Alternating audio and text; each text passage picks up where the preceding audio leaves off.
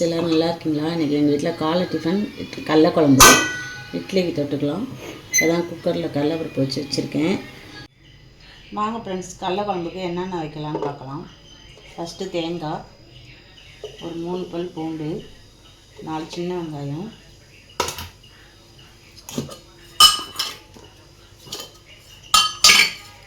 தேவைக்கு ஏற்ப காரம், மிளகாத்தூள்,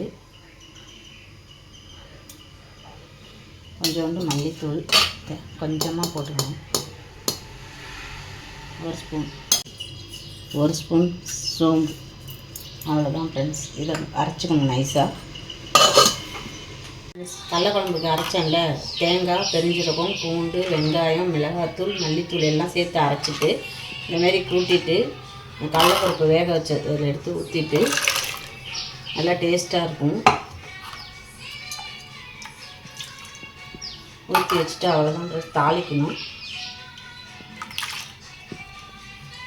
இப்படி கிண்ணத்தில் கூட்டி வச்சுட்டு ஊற்றிட்டு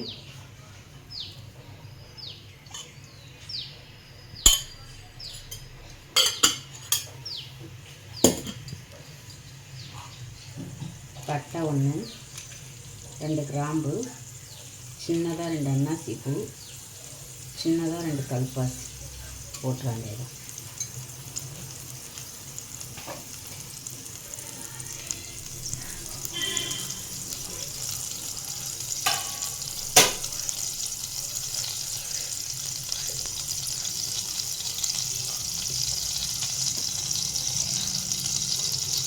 அதுக்கப்புறம் சின்ன வெங்காயம், இந்த குருமா குழம்புக்கு அந்த மாதிரி சின்ன சின்னதாக அரிஞ்சு கருவேப்பிலை, சின்ன வெங்காயம் போடுறாங்க.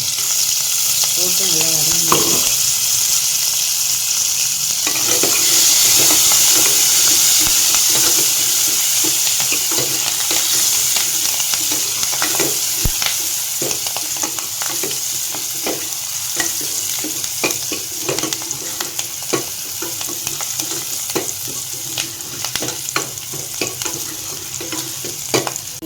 ரொம்ப தக்காளி போட்டிங்கன்னா புளிப்பு ஆகிடும். அதனால் கடலை சேர்த்துக்கிறேன். அதுக்கு தகுந்த ஒரே ஒரு தக்காளி, ஒரு 10 சின்ன வெங்காயம் அரிஞ்சிக்கணும். எல்லாத்தையும் நல்லா வதக்கிட்டு வெங்காயம் நல்லா தக்காளி நல்லா மசிஞ்சாலும்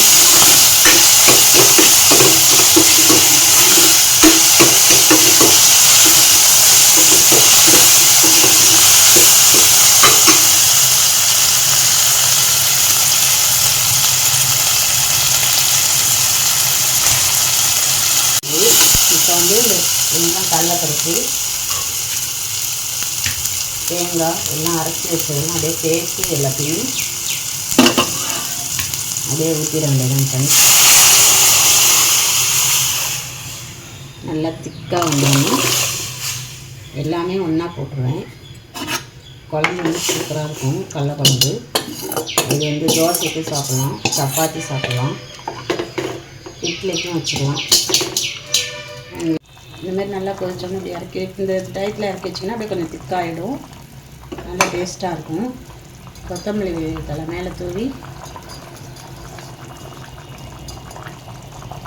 அவ்வளோதான் ஃப்ரெண்ட்ஸ். இதை அப்படியே இறக்கி வச்சு இட்லி, தோசை எல்லாத்துக்குமே சாப்பிடலாம். சூப்பராக இருக்கும்.